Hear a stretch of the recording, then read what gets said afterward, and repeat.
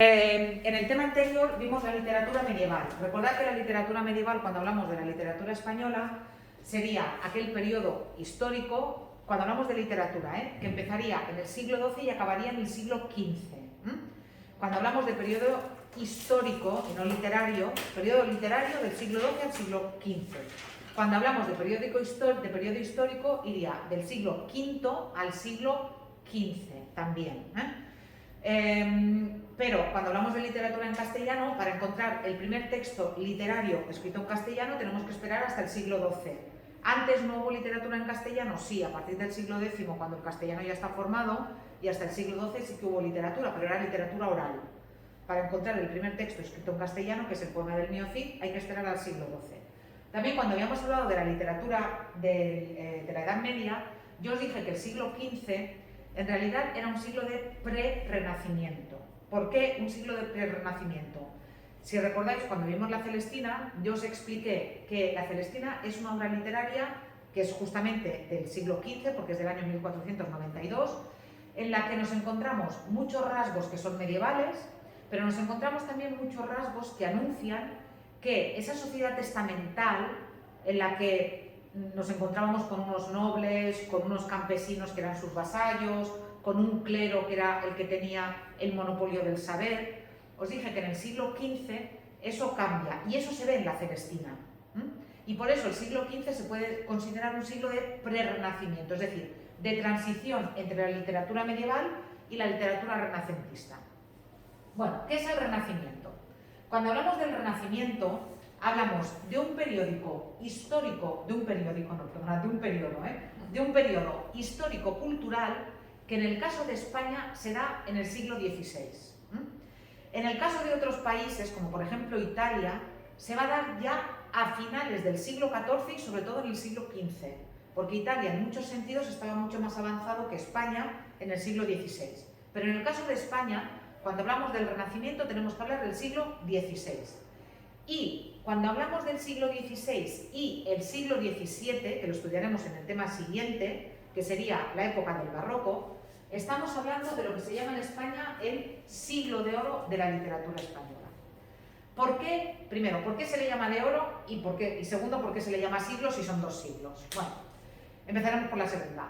Se le llama siglo porque la palabra siglo viene de la palabra latina seculum, que originalmente no significan 100 años. Originalmente la palabra latina seculum significa periodo largo de tiempo. Entonces, cuando hablamos del siglo de oro en España, en realidad estamos hablando de dos siglos, pero estamos hablando de un periodo largo de tiempo. Entonces, no es una contradicción decir que el siglo de oro ocupa los siglos XVI y XVII. ¿Sí? ¿Por qué se le llama siglo de oro? Porque se considera que es el momento de máximo esplendor de la literatura española. Luego, cuando lleguéis a cuarto, os hablaré de la Edad de Plata. Pero ahora, de lo que hablamos es del siglo de oro. ¿Por qué? Pues repito, es la época de máximo esplendor de la literatura española porque es la época de Garcilaso de la Vega, pero también es la época en la que se escribe el Lazarillo de Tormes, es la época del Quijote, es la época de Lope de Vega, es la época de Calderón, es la época de Quevedo, es la época de Góngora.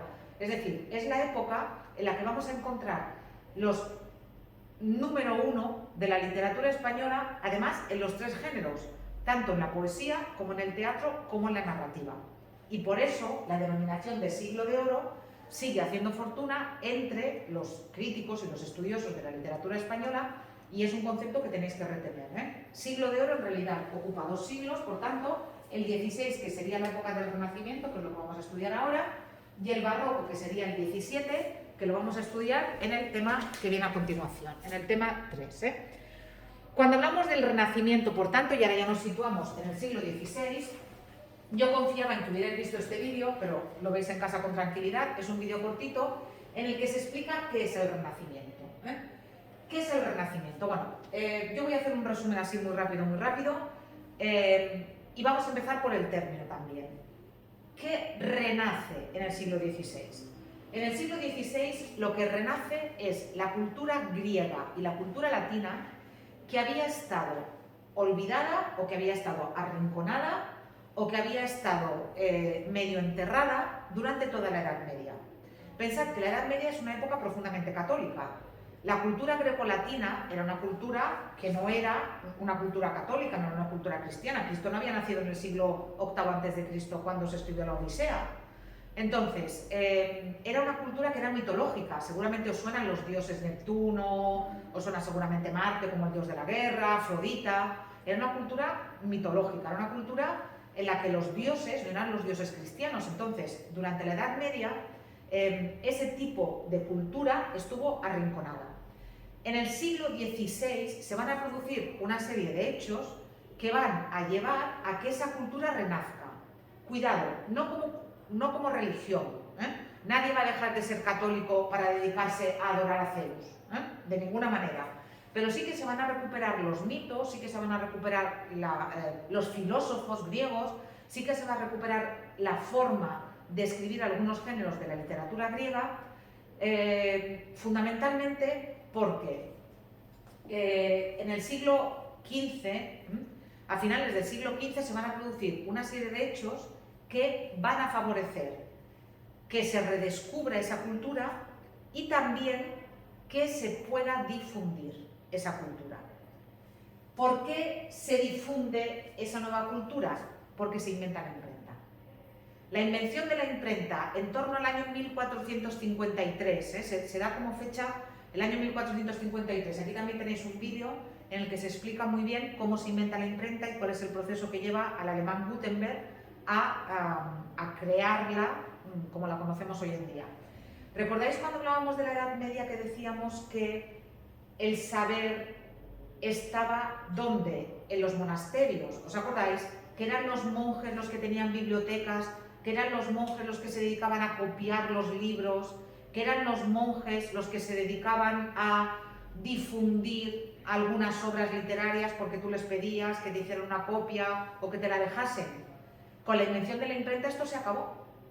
Con la invención de la imprenta, esa labor de los monjes amanuenses de copiar los libros a mano y de poner los dibujitos y todo eso, muere. ¿Por qué? Porque la imprenta va a favorecer que yo tengo una plancha con unas letras escritas, le pongo un poco de tinta, algo así, y hago una copia, otra, y ya no necesito a esos monjes que estén allí copiando, y eso va a favorecer que se difundan nuevas ideas, y eso además va a ayudar a que muchos sabios que vivían en Constantinopla y que salen de la ciudad de Constantinopla cuando cae en poder de los turcos, también en el año 1453, esos sabios que vivían en Constantinopla se llevan muchos de los manuscritos que había en aquella ciudad y que estaban en las bibliotecas y van a ser acogidos fundamentalmente en las cortes italianas, porque era donde había mucho dinero a causa del comercio, y eso va a hacer que desde Italia esos manuscritos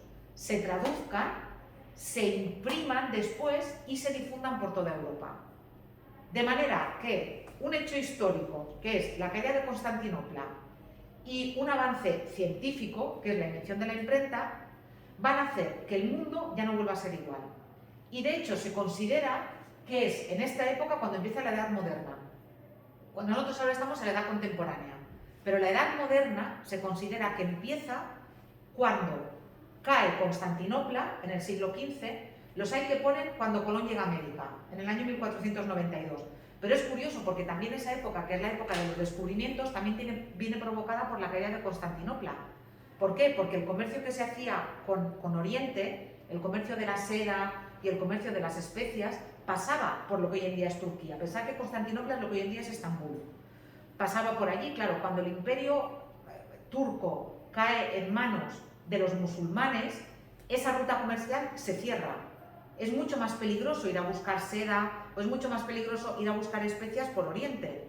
Entonces empieza una carrera entre los que consideran que la Tierra es redonda para ir a las Indias a través del Océano Atlántico. Claro, con lo que no contaba nadie, porque nadie lo había visto hasta ese momento, bueno, casi nadie, porque dicen que los vikingos sí, era con que antes de llegar a la India, antes de llegar a Asia, había ahí un continente que era América. Y de hecho, cuando Cristóbal Colón, esto lo sabéis, cuando Cristóbal Colón llega a América, él no piensa que es América, él piensa que está llegando a Asia. Sí, y por eso se le llama las Indias. Pensad que se le llama las Indias, originalmente se le llama las Indias a aquellos territorios, y los indios americanos se le llama indios porque originalmente se piensan que han llegado a una parte de Asia que no conocían. Luego es Américo Vespuccio el que dice, cuidado, que esto no es Asia, que esto es otro continente nuevo. Y luego ya, en fin, viene todo lo que viene, pero todo eso viene también provocado por lo de la caída de Constantinopla. Entonces, un hecho histórico acaba produciendo una serie de cambios y una serie de revoluciones que nos van a llevar a entrar en la Edad Moderna. ¿De acuerdo? Todo esto lo tenéis muy bien explicado en este vídeo, y en este vídeo de aquí, en el segundo vídeo, lo que tenéis es, como os he dicho, un vídeo, dura unos 7 minutos me parece, sobre la invención de la imprenta, cómo se inventó la imprenta y la importancia de la invención de la imprenta, que repito, va a ser capital, va a ser absolutamente importante. Vosotras estáis leyendo Cyril, que es una novela. Imaginaos lo que era copiar una novela a mano. Es normal que durante la Edad Media no hubiera novelas. ¿Por qué? Porque, primero, la literatura se transmitía de forma oral y era mucho más fácil recordar el verso que la prosa. Y segundo, porque como vas a copiar una novela de 400 páginas a mano, ¿qué va a ocurrir? Que cuando se inventa la imprenta, la novela, que era un género que se había cultivado de una forma muy marginal, se va a convertir en el gran género literario que es hoy en día. Hoy en día, si alguien lee novelas. Hay poquísima gente que lea poesía o que lea teatro o que lea ensayo. La gente lee novelas. Entonces, eso va a venir provocado también por la invención de la imprenta. Sí, todo eso lo tenéis que tener en cuenta. Igual que tenéis que tener en cuenta que el Renacimiento, como movimiento artístico y cultural, nace en Italia porque Italia estaba mucho más avanzado en aquella época que cualquier otro territorio europeo. Italia no era un país como ahora. La península itálica estaba formada por diferentes ciudades-estado, seguramente es una Florencia, Venecia, que tenían sus propios gobernantes, tenían muchísimo dinero que venía del comercio y competían entre sí por ver quién patrocinaba a los mejores artistas. De manera que si yo era escritor, yo sabía que yo me tenía que ir a la corte de los Medici, que estaba en Florencia, y allí probablemente me pagarían simplemente porque yo escribiera. Si yo era escultor, me podía ir a la corte de los duques de Venecia y allí probablemente me ficharían, si me consideraban bueno, para que hiciera las mejores esculturas, para ellos ser mejores que Florencia. Entonces, eso se produce, ese intercambio, y como os he dicho, la mayoría de los sabios que salen corriendo de Constantinopla cuando cae en poder de los musulmanes, ¿qué hacen? Se van a Italia porque saben que allí hay dinero y que allí les van a patrocinar y que allí van a poder continuar con su labor intelectual. Y desde Italia el Renacimiento se irradiará a lo largo del siglo XV a diferentes cortes europeas y a España llevará en el siglo XVI ¿de la mano de quién? De la mano de Carlos I. No sé si sabéis un poquito de la historia de España, pero los reyes católicos, Isabel y Fernando, mueren sin descendencia masculina. Habían tenido hijos, pero todos los hijos se les murieron de niños. Entonces, la única hija que les sobrevive es Juana, llamada luego Juana la Loca. A Juana la casan con un príncipe alemán, que es Felipe, luego llamado Felipe el Hermoso. ¿Os suena esta historia? Juana la Loca y Felipe el Hermoso. Vale. Cuando Juana y Felipe tienen un hijo, ese hijo va a heredar no solamente todos los territorios que habían sido de sus abuelos maternos, América entre ellos, porque claro, Colón ya había llegado a América, también posesiones que España tenía en el sur de Italia, en fin, las Filipinas, bueno, más adelante las Filipinas, en fin, no va a heredar solamente eso, sino que además va a heredar también en la parte de Flandes, los Países Bajos, lo que hoy sería Holanda y Bélgica, y también Alemania, por parte de su padre. Entonces, Carlos I va a ser un rey, emperador en realidad, luego se hizo nombrar emperador, que va a gobernar el mundo, prácticamente. Va a ser el momento, entre Carlos I y Felipe II, que luego es su hijo, va a ser el momento de máximo esplendor de la corona española, ese momento en el que seguramente habéis oído algo como que en el Imperio Español no se ponía el sol. ¿Os suena esa expresión? Porque en algún momento en el Imperio Español era de día, siempre, porque claro, teníamos medio mundo. medio mundo era español, sí. Entonces, esos dos reyes, como os he dicho, Carlos I y Felipe II, se van a repartir el siglo XVI. Carlos I va a reinar toda la primera mitad del siglo XVI y su hijo Felipe II, que es el que mandará a construir el Escorial, va a vivir y va a gobernar durante la segunda mitad del siglo XVI. Entonces, los dos reyes que gobiernan España en el siglo XVI son muy fáciles. Cuando Carlos I viene, Carlos I es un rey extranjero, no habla español.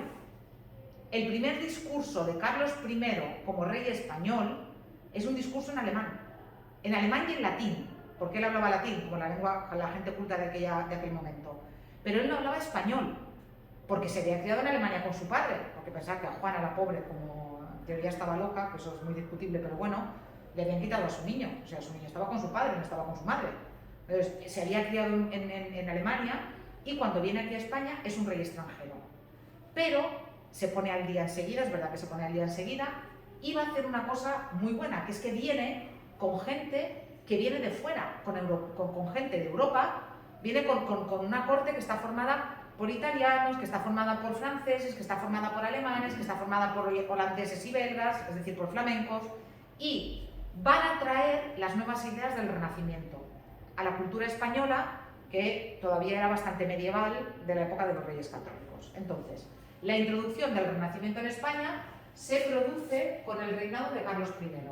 Y va a ser un renacimiento de raíz claramente italiana, italianizante, porque como os he dicho, entre su corte van a venir cortesanos, van a venir diplomáticos, secretarios de Estado, diríamos hoy en día, es decir, funcionarios de primer nivel que van a ser italianos o que han tenido contacto con Italia, que era el modelo, porque era, como os he dicho, la zona más avanzada en aquellos años. ¿Qué va a ocurrir, sin embargo, durante la segunda mitad del siglo XVI? Durante la segunda mitad del siglo XVI se va a producir la ruptura de la Iglesia Católica. Lutero, que a lo mejor os suena, un monje alemán, va a romper la Iglesia Católica y se va a producir la Reforma, lo que se llama la Reforma. Y la Iglesia Católica se va a dividir entre protestantes y católicos. Por eso hoy en día, por ejemplo, Alemania es protestante, Francia es protestante, Inglaterra es protestante, variante anglicana, pero también es protestante, porque no están de acuerdo con lo que está haciendo el Papa y, de hecho, los protestantes no tienen como jefe de la Iglesia al Papa. Los protestantes no creen en que el Papa hable directamente con Dios y o sea, es una de las diferencias fundamentales, Entonces, ¿qué hace? Felipe II, que es un hombre muy cristiano, va a cerrar el Renacimiento en España, es decir, va a cerrar el país a cualquier cosa que venga de fuera, a cualquier cosa. La Inquisición, que ya se había creado antes, en aquellos años va a ser terrible, se quema a cantidad de gente por hereje en España, pero cuidado, también en Europa. Es muy curioso porque también en Europa muchos protestantes también eran muy extremistas, o sea, en España se los quema por protestantes o por brujas, pero en otros países de Europa se les quema por cosas como, por ejemplo, decir que la Tierra gira alrededor del Sol y no al revés. A un filósofo italiano que es Giordano Bruno lo queman en la hoguera por decir que la Tierra gira alrededor del Sol y no al revés. Pero al médico español Miquel Servet, en Suiza, lo queman en la hoguera por decir que la sangre en el cuerpo circula y la doble circulación de la sangre, esto que habéis estudiado probablemente del corazón, sí, pues Miquel Servet, que fue el primero que dijo eso, como sostuvo eso, lo quemaron en la hoguera por decir eso, en Suiza, ¿sí? Entonces, eran años en los que se produce tal histeria colectiva que no podías ni hablar ni callar porque había como riesgo de que en cualquier momento te llevaran, y sabéis que la Inquisición te cogía, te juzgaba, no sabías muchas veces ni quién te había denunciado ni por qué te había denunciado, te torturaban de forma terrible y luego, si tenías suerte, te mataban antes de quemarte en la hoguera y si no, te quemaban vivo. Fueron unos años terribles, terribles. Pero repito, el Renacimiento español se cierra y se van a acentuar los aspectos más religiosos. Eso va a pasar durante la segunda mitad del siglo XVI.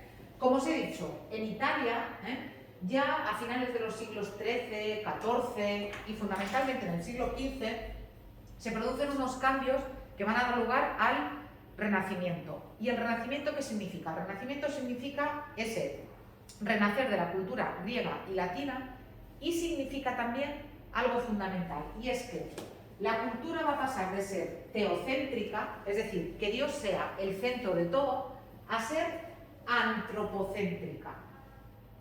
Significa esto, antropocéntrica, es decir, la persona humana, el hombre, en este caso, antropos significa hombre en griego, el hombre como centro del universo. ¿Significa esto que durante el siglo XVI la religión católica va a desaparecer? Al contrario, como ya os he dicho, va a ser fundamental. Pero en la época medieval todo giraba alrededor de Dios. Y si tú sufrías en esta vida, no pasaba nada porque Dios luego te daría tu recompensa en el más allá. Y no te oponías a las injusticias porque ya Dios te recompensaría. Los del Renacimiento, los hombres renacentistas dicen, cuidado, cuidado, vale, existe Dios, hay que creer en Dios, pero a ver, tenemos una sola vida terrenal, vamos a disfrutarla, sin ir en contra de lo que nos diga la Iglesia Católica, pero no vamos a hacer que toda nuestra vida gire en torno a la religión. Vamos a abrir nuestra mente y vamos a reivindicar también el derecho de disfrutar de la vida. Y es, por ejemplo, el momento en el que uno de los temas fundamentales de la literatura va a ser el carpe diem. ¿Os suena esta expresión latina que significa aprovecha el día, disfruta de la vida? Es una expresión que viene de la cultura grecolatina, viene de la cultura latina, pero la recuperan los hombres y las mujeres del Renacimiento, fundamentalmente los hombres, en aquella época fundamentalmente los hombres. Entonces, este dibujo de Leonardo da Vinci, el hombre de Vitruvio, siempre me traigo esta palabra, representa muy bien lo que es el antropocentrismo. Dios ya no va a estar en el centro de todo, sino que vamos a poner la figura humana. Y seguramente si yo os digo que la escultura más famosa del Renacimiento es el David de Miguel Ángel, es verdad que David es protagonista, es un personaje de la Biblia, que fue el que con la honda mató al gigante Goliat. Pero a que cuando vosotros veis la escultura, del David, os olvidáis de que ahí hay un tema religioso. Porque ahí al final, ¿qué es lo importante? El cuerpo humano, el cuerpo masculino, la belleza de ese hombre, ¿sí? Entonces, eso es el antropocentrismo renacentista. No voy a dejar la religión completamente de lado, pero cuidado, en la vida hay más cosas, aparte de Dios y de sufrir para ganarme la vida eterna. Bueno, por eso os he dicho todo esto, de que sobre todo en Florencia, en las ciudades italianas, pero fundamentalmente en Florencia, se redescubre a esos autores griegos y romanos que habían estado olvidados durante la época medieval, y se pasa a lo que os he dicho, al antropocentrismo, que es Dios ya no va a ser el centro del universo, sino que vamos a poner a la persona, al hombre, en el centro de nuestras preocupaciones. Y la religión va a ser importante, pero también vamos a dedicarnos a la razón. Las cosas no son así porque son así, sino que tenemos que haberlas pensado y tenemos que haber razonado por qué las cosas son así. También es una época, pensar, de grandes descubrimientos científicos y de grandes descubrimientos también de cómo es el mundo. Es la época en la que la configuración que nosotros hoy tenemos de la Tierra se hace, porque hasta entonces, como os he dicho, hasta el siglo XV, primero se pensaba que la Tierra era plana y que cuando llegabas al final del océano Atlántico te caías. Seguramente habéis visto representaciones de esto. O cuando ya Colón se plantea, dice, no, la Tierra tiene que ser redonda. Pero claro, Colón se plantea que la Tierra es redonda, mucho más pequeña de lo que es, porque Colón se pensaba que desde el océano Atlántico llegaría hasta Asia. Cuando ya se tiene claro que aquello es un nuevo continente, la configuración del mundo, tal y como la tenemos hoy en día, cambia también. Y por todo eso os he dicho que es la época de la Edad Moderna, que lo tenéis escrito, no sé por dónde, en algún momento lo tenéis escrito por ahí arriba. Vale, como os he dicho, toda esta época de cambios se va a conocer como el Renacimiento, y la base intelectual del Renacimiento, es decir, la filosofía que hay detrás del Renacimiento, es lo que se conoce como humanismo, que es esta idea de que la persona humana, de que el hombre es la base del mundo, es el centro del mundo, ¿de acuerdo? Por tanto, el humanismo sería el pensamiento y el Renacimiento sería esa etapa de la humanidad que nosotros vamos a estudiar desde el punto de vista literario. Ah, mira, aquí está lo de la Edad Moderna. Aquí está lo de la Edad Moderna, ¿eh? Aquí tenéis también un vídeo en el que en 6 minutos se os explican las características principales del Renacimiento y por qué el Renacimiento supone entrar en la Edad Moderna, ¿eh? Mirad estos vídeos que ya veréis que os aclaran mucho, ¿eh? Desde el punto de vista ya de la cultura, ¿eh? Y desde el punto de vista además de la literatura, ¿qué tipo de obras nos vamos a encontrar en el Renacimiento? Pues mirad, nos vamos a encontrar con obras en las que ya el tema fundamental no va a ser Dios. Si os acordáis de la literatura medieval, vimos que en la literatura medieval había dos temas fundamentales, la religión y la guerra. Si veis Sidi, que está basado en el poema del Niño Cid, la guerra, pero luego hablamos, por ejemplo, del libro de Buen Amor, de los milagros de Nuestra Señora, del auto de los Reyes Magos, obras que estaban basadas fundamentalmente en temática religiosa. El arte, las iglesias, eran arte religioso, ¿sí? ¿Qué va a ocurrir durante el Renacimiento? Que el tema va a cambiar. Y el tema fundamental va a ser el amor. Pero cuidado, no el amor realista, sino un amor puro e idealizado. Es lo que se conoce como el amor platónico. Tú aspiras a amar a una persona porque esa persona es perfecta y aunque esa persona no te corresponda, tú no estás triste porque sabes que amando a esa persona llegas a la perfección de alguna manera. Lo que, ya os digo, lo que conocemos vulgarmente como amor platónico. Eso es un invento del Renacimiento. Y Platón es uno de esos filósofos griegos antiguos que se recuperan durante el Renacimiento, que también había estado muy abandonado y a Platón se lo recupera, y esas ideas del amor platónico son las que se van a reflejar en muchas de las obras del Renacimiento. Nos vamos a encontrar también con la naturaleza, que era un tema que no había aparecido durante la Edad Media prácticamente. La naturaleza va a ser presentada como un lugar apacible, hermoso, perfecto. ¿Por qué? Pues también porque es reflejo de esa perfección, que es la perfección que quiere Dios para el mundo también de alguna manera. Ya os he dicho que no es contrario a la religión, el Renacimiento. A ese tipo de naturaleza perfecta se la conoce como locus amoenus. Es una expresión latina que significa lugar perfecto. Lugar ameno, pero ameno en el sentido de perfecto, ¿eh? Si os fijáis, tanto en el amor como en la naturaleza, nos encontramos con que se nos presenta un ideal de belleza en el que vemos el mundo no como es, sino como debería ser. Y eso también está relacionado en cómo se presenta a la mujer. La mujer, no sé si tenéis presente El nacimiento de Venus de Botticelli, el cuadro, ¿lo tenéis presente? El nacimiento de Venus. Imágenes, porque si no, el nacimiento de Venus, si no me va a salir un Belén, ¿ves? El nacimiento, sí. Así que lo tenéis presente, sí. Sí. Venga. ¿Veis el cuadro? Sí. ¿Veis? Bueno, aquí veis, aquí arriba veis un detalle y aquí veis el cuadro completo. Fijaos, el ideal de la mujer del Renacimiento responde a este tipo que tenéis aquí. Y ya para empezar, fijaos, el cuadro ya no es un tema religioso, es un tema de mitología, de cómo nace Venus, que nace de la espuma del mar y que nace de una concha, ¿sí? Por eso se la representa aquí en la concha, ¿lo veis? Pero, y fijaos, ¿cómo está representada ella, que es el centro del cuadro, ¿eh? Ahora Sebastián me mataría por esta explicación que voy a hacer tan chapucera, pero para que la entendáis, ¿eh?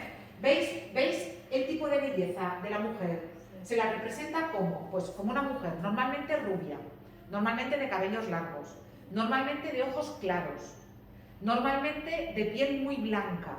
¿Por qué? Pues porque pensad que en aquella época las mujeres que no trabajaban en el campo, las mujeres que llevaban una vida, en fin, de privilegio, eran mujeres que tenían la piel muy blanca y por tanto eran mujeres que se conservaban mejor y eran el tipo de belleza ideal. Lo de tomar el sol en la playa es del siglo XX, ¿eh? Hasta el siglo XX ninguna mujer en su sano juicio se ponía al sol de forma ninguna, que va, ¿eh? Era, lo veis, extremadamente blanca y era una mujer delgada también, ¿eh? Es verdad que para los cánones de la época, no diríamos que de ahora, me refiero, no diríamos que esté tan delgada, pero para aquella época sí. Bueno, pues este es el modelo de mujer, este es el tipo de belleza que se va a imponer durante el Renacimiento. Pero de nuevo vuelve a ser un tipo de belleza idealizada. Las mujeres en aquella época no eran así la mayoría. Rubias, de ojos claros, de piel blanca, delgadas, inmaculadas, perfectas, poquitas, ya os digo, a la que no le faltaba un diente, se le había caído el pelo, y a la que no había dentista, no había peluquero, a la que no tenía sarna, en fin, bueno, pues eso. Pero todo eso está muy relacionado con lo que os he dicho del tipo de la filosofía platónica, que representa al mundo no como es, sino como debería ser, en esa perfección. Además de todo eso, buscan un estilo claro y equilibrado con un vocabulario sencillo. Quieren un tipo de literatura que la gente pueda entender. Y aquí también tengo que hacer un comentario. Tenéis que pensar que cuando os enfrentéis a textos de aquella época, son textos del siglo XVI. Entonces, naturalmente, os van a resultar difíciles, pero porque son del siglo XVI. Pero sí que es verdad que, por ejemplo, en comparación con lo que va a venir después, que es el barroco, el Renacimiento es muchísimo más equilibrado, más tranquilo, un tipo de literatura que aspira a decir las cosas bien, pero a decirlas de forma clara. Que eso también va a ser luego lo que va a mover a Cervantes también a escribir el Quijote, como veremos cuando lleguemos al Quijote. El nuevo ideal de hombre que se presenta es lo que se llama el cortesano. Y el cortesano va a ser un tipo de persona que va a ser poeta y guerrero, o sea, que va a ser escritor y a la vez soldado. Se decía que era la persona que con una mano blandía la espada y con otra la pluma.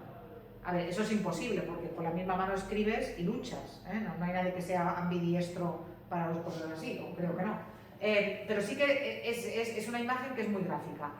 Es el caso, por ejemplo, de Miguel de Cervantes. El autor del Quijote era escritor, pero también era soldado. De hecho, perdió el uso de una mano en la batalla de Lepanto, y por eso se le llamaba el Manco de Lepanto. Garcilaso de la Vega, que es el autor del que hablaremos el martes, que es un escritor renacentista, murió en un asalto a una fortaleza, porque también era militar. Lope de Vega, que es un escritor a caballo entre el siglo XVI y XVII, y del que hablaremos cuando lleguemos a la literatura del barroco, también fue soldado y a la vez fue escritor. Entonces, consideraban en aquella época que el ideal de hombre era ese, que era buen soldado, pero que a la vez era un intelectual, que conjugaba las dos facetas. Y como os he dicho también, se recuperan durante el Renacimiento los temas y los personajes de las mitologías griega y romanas. Y tenéis allá arriba, por ejemplo, lo que os he explicado del nacimiento de Venus de Botticelli, que es un ejemplo de esa recuperación de los personajes de la mitología griega y romana. Pero que quede muy claro, recuperan los personajes y los temas de la mitología griega y romana porque les gustan, porque están menos usados que los del catolicismo, porque son más modernos en ese momento, porque son más nuevos, porque permiten representar a hombres y mujeres desnudos. La religión católica no, ¿sí? Pero tenéis que pensar que nadie se convierte a la mitología, siguen siendo católicos, pero usan la mitología porque les gusta por su belleza. Aquí de nuevo tenéis un vídeo en el que se explican estos conceptos. Y después de haber visto los vídeos que tenéis aquí volvéis a tener otro vídeo en el que se insiste en las características del Renacimiento, o sea que si no os quedan claras no será por falta de vídeos, ¿sí?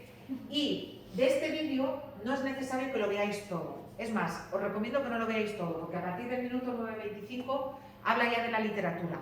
Y no os liéis, porque lo de la literatura lo dejamos para más adelante. Entonces, podéis hacer el cuestionario, que es esta actividad de refuerzos tipo test, pero después de haber visto todos los vídeos. Una vez hayáis visto todos los vídeos y habíais repasado la teoría, luego sí que podéis ir a esto. Venga, va, os había dicho que íbamos a ver a Garcilaso el martes, pero lo vamos a empezar hoy. Venga, la poesía del Renacimiento. Como os he dicho, hemos hablado de la literatura renacentista en general y ahora vamos a ver cómo es la poesía que se escribe durante el Renacimiento. De nuevo, bueno, este vídeo lo puedo quitar porque es el mismo que tenéis allí, entonces no lo puedo quitar. De nuevo, para hablar de las características principales de la literatura del Renacimiento, me tengo que volver a referir a Italia, porque otra vez nosotros aquí vamos un siglo más tarde que Italia. En Italia hay un poeta italiano, un poeta florentino, que se llamaba se apellidaba Petrarca, que en el siglo XIV escribe una obra que va a ser la obra que va a inspirar a la mayoría de los poetas del Renacimiento que son posteriores a él. Este hombre, Petrarca, un día, entrando en una iglesia en Florencia, ve a una mujer que se llama Laura y se enamora perdidamente de ella, pero nunca habla con ella, nunca le dice que está enamorado de ella, simplemente es un amor platónico. Y él le escribe un montón de poemas. Esta mujer muere de peste. En el año 1353 hubo una epidemia de peste terrible, terrible en Florencia, murió muchísima gente y entre otros muere esta Laura, a la que Petrarca amaba tanto y admiraba tanto.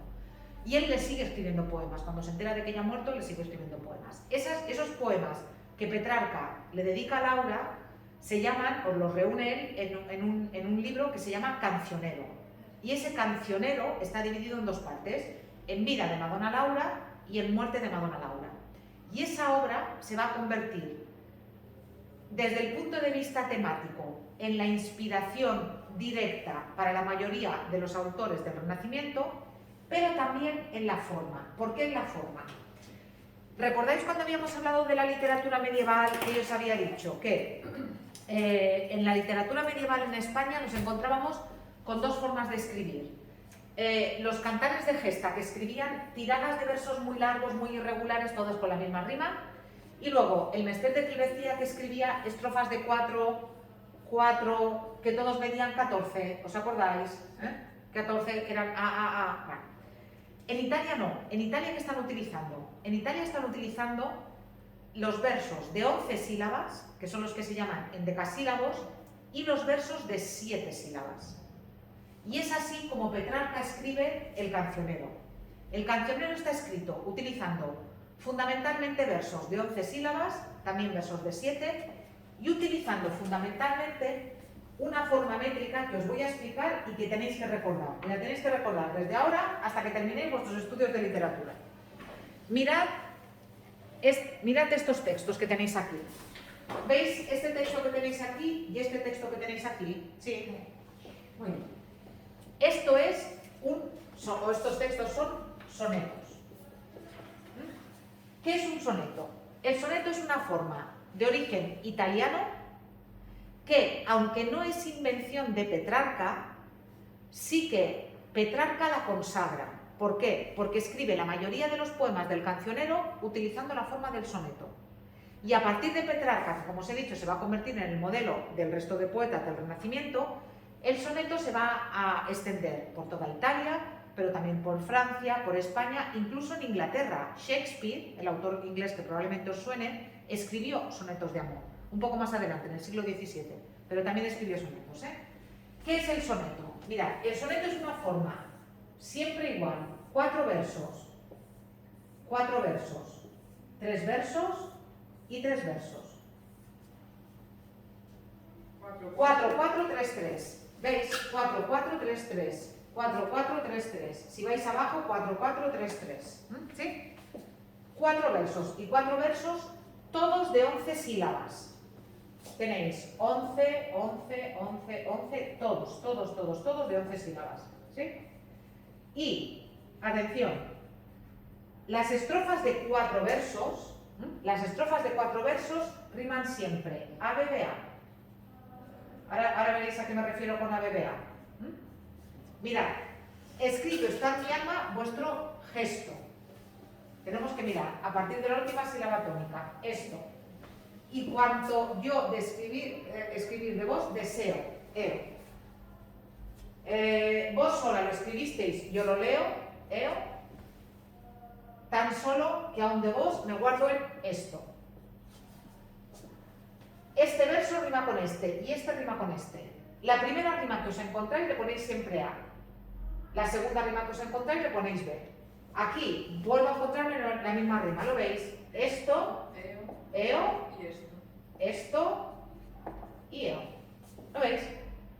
Ahora viene el cambio en los tercetos. Quereros, eros. Medida, ida. Quiero, ero. Deberos, eros. Vida, perdonad, arriba era medida, vida, y después muero. ¿Lo veis? Este rima con este. Este rima con este. Espera, lo voy a hacer aquí. Este rima con este porque tiene la misma terminación. Sí. Como ya he usado la A y la B, ¿aquí qué letra le voy a poner? La C. Se las pongo mayúscula porque tiene más de 8 sílabas. Esto lo explico en segundo. Vosotros no habéis hecho segundo, pero esto lo explico en segundo, ¿eh? Por eso voy un poquito más rápido. Si queréis os puedo colgar un vídeo de cómo se hace esto, pero no importa que miráis, aunque os sepáis esto ya está, ¿eh? Vale, ida es nueva rima, por tanto le tengo que poner D. Ero es nueva rima, por tanto le tengo que poner E.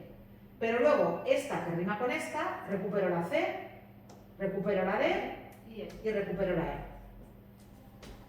¿Lo veis? Sí. ¿Habéis visto? Pero habéis visto por qué, ¿verdad? Sí. Va. Pero atención. En los sonetos... y perdonad, y la rima siempre es consonante. La rima siempre es consonante. Quiere decir que a partir de la última vocal tónica coinciden las vocales y las consonantes. No hay ninguna letra que no sea igual, ¿eh? Mirad, los cuartetos siempre riman ABBA, ABBA, pero los tercetos cambian. Por ejemplo, aquí Garcilaso utiliza CDE, CDE, pero aquí también utiliza CDE, CDE, pero en el otro soneto que tenéis aquí debajo, cambia.